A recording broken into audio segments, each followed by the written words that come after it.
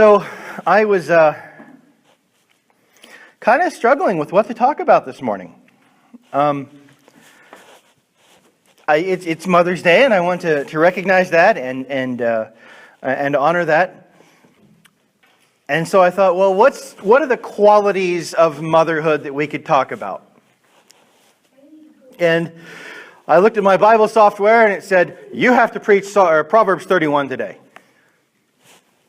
No, I don't want to preach Proverbs 31 today. Proverbs 31 is a great proverb about the virtuous woman.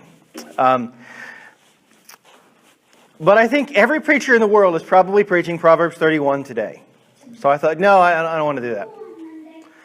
I thought, what can I talk about that's suitable for mothers and still be true to myself and fit with the theme that we've got going on here of the whole resurrection narrative, because we're still in our resurrection celebration.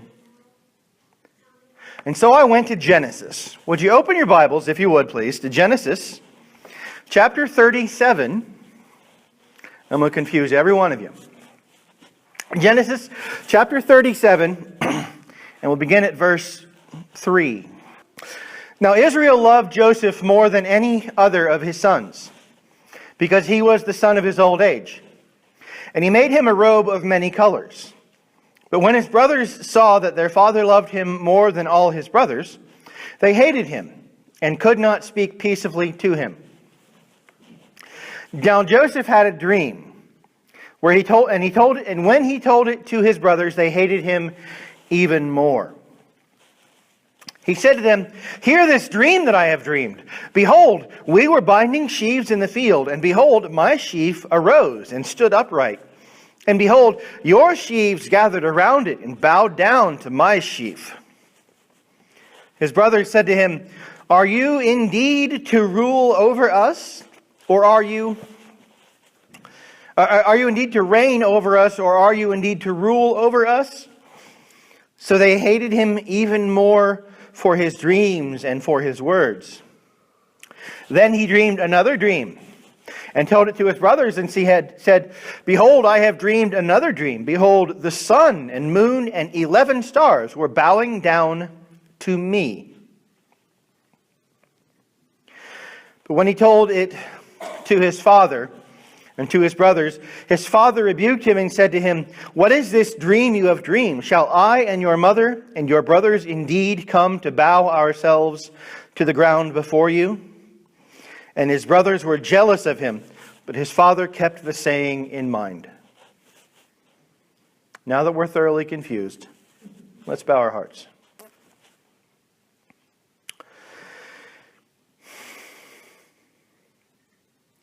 Father, in these next few moments, may the words of my mouth and the meditations of my heart be acceptable unto you, O God, my rock and my redeemer.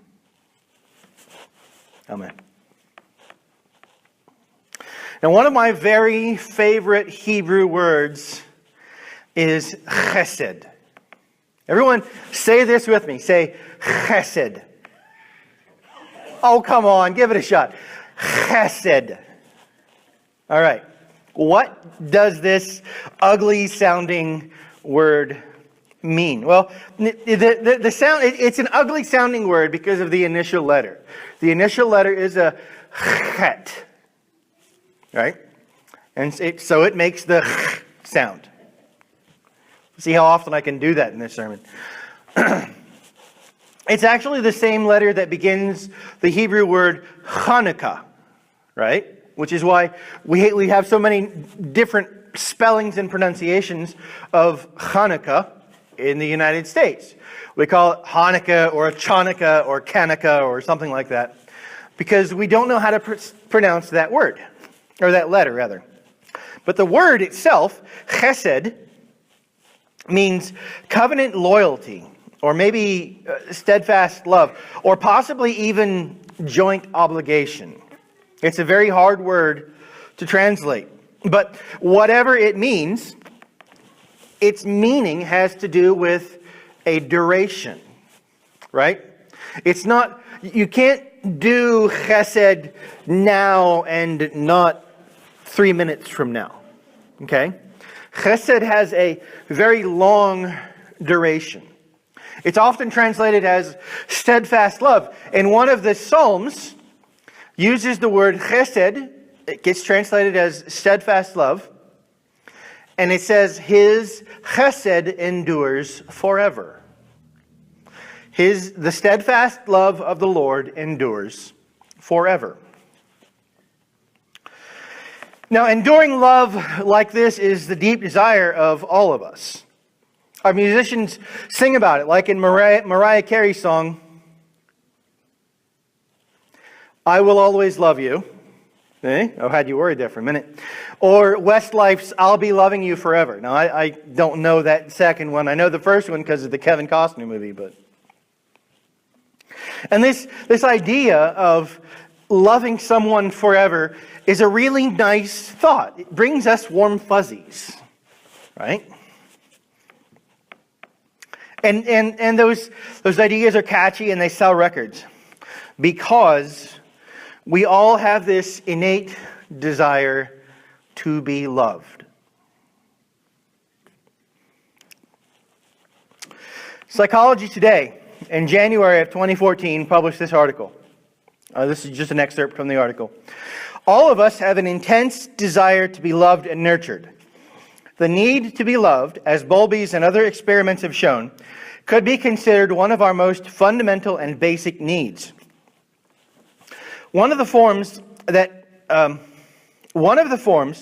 the need to be loved takes is contact comfort, the desire to be held and touched. Findings show that babies who are deprived of contact comfort, particularly during the first 6 months after they are born, grow up to be psychologically damaged.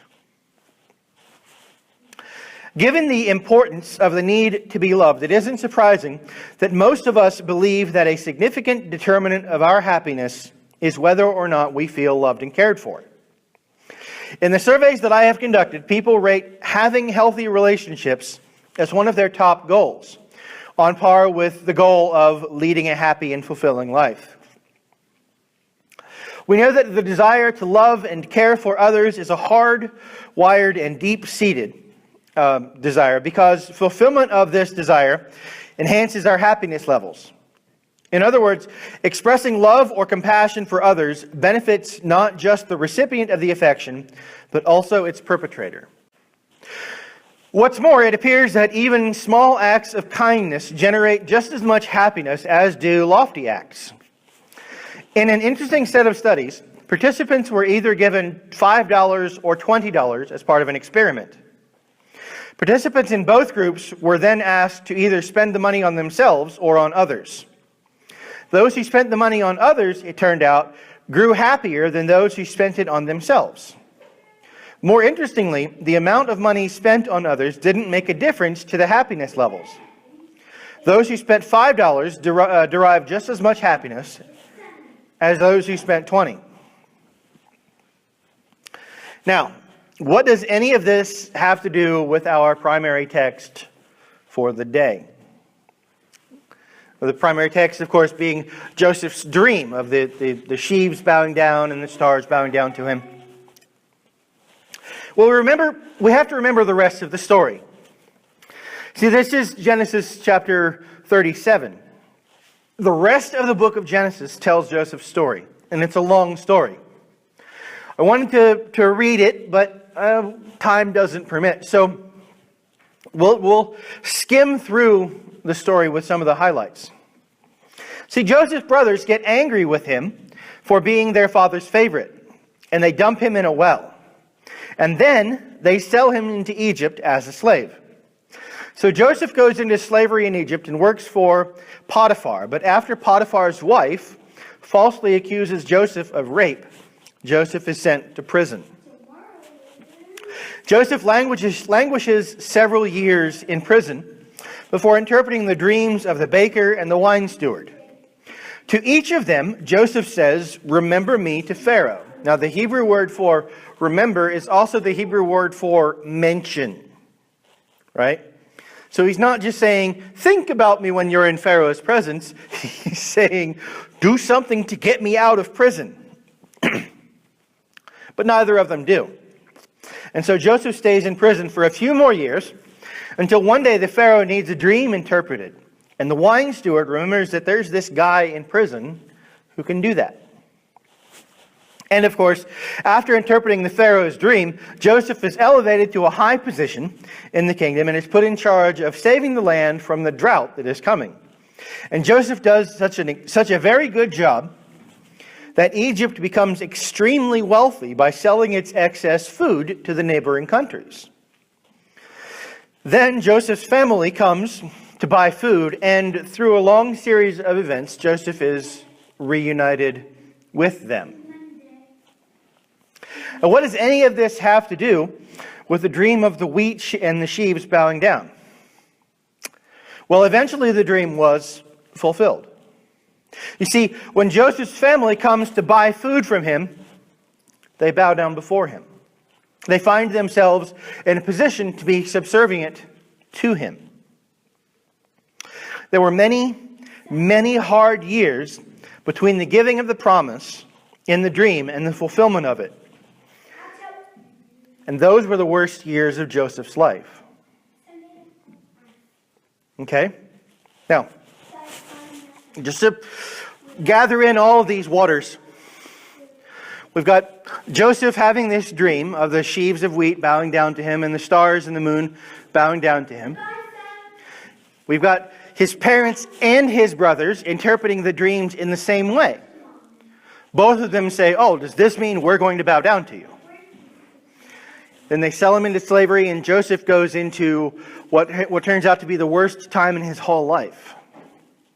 He is accused, not only is he a slave, but his master's wife is making advances to him, and so he rejects her and finds himself in prison on trumped-up charges of rape.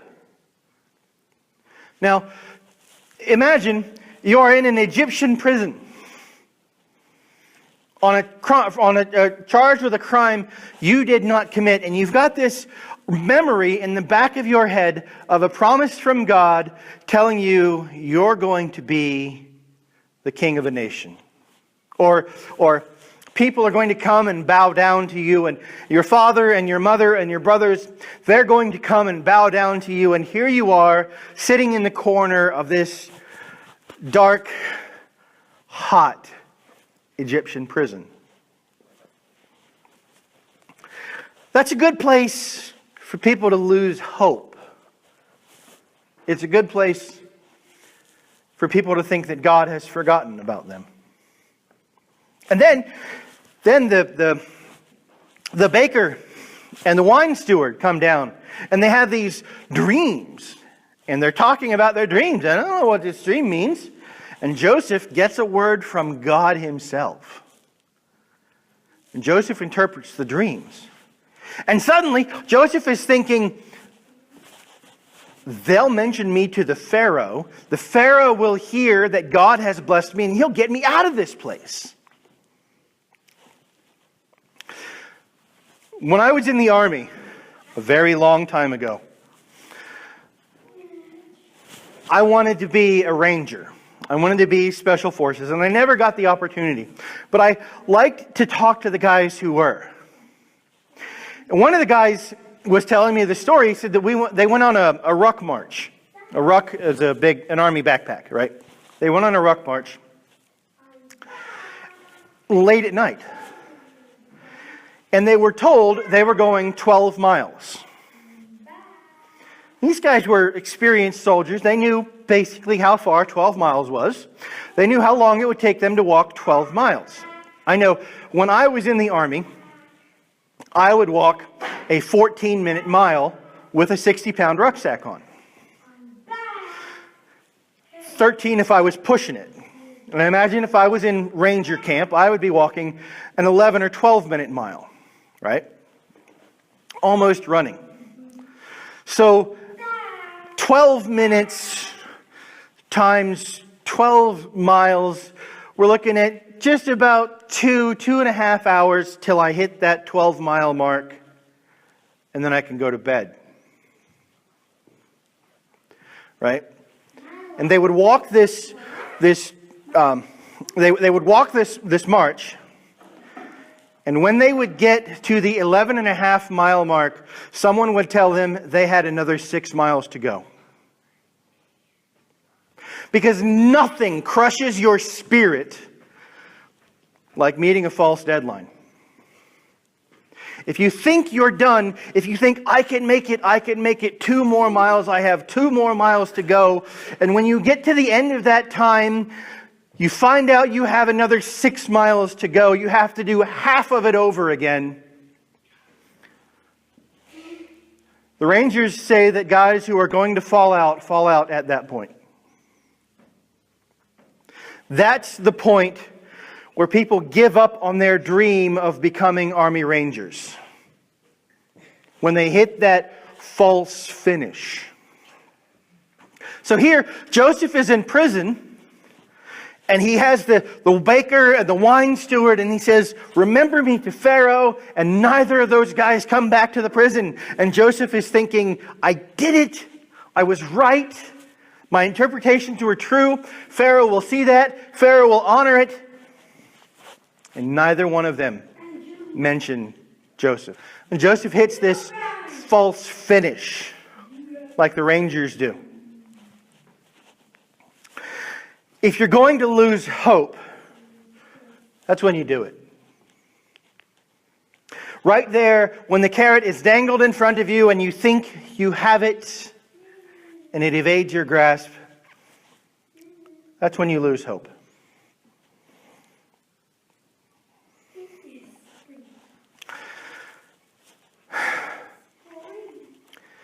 But Joseph didn't. Joseph didn't lose hope because he wasn't looking forward to completing Ranger School.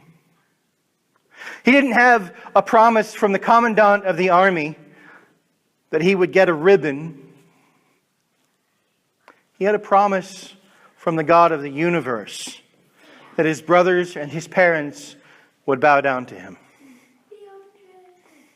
So Joseph persisted.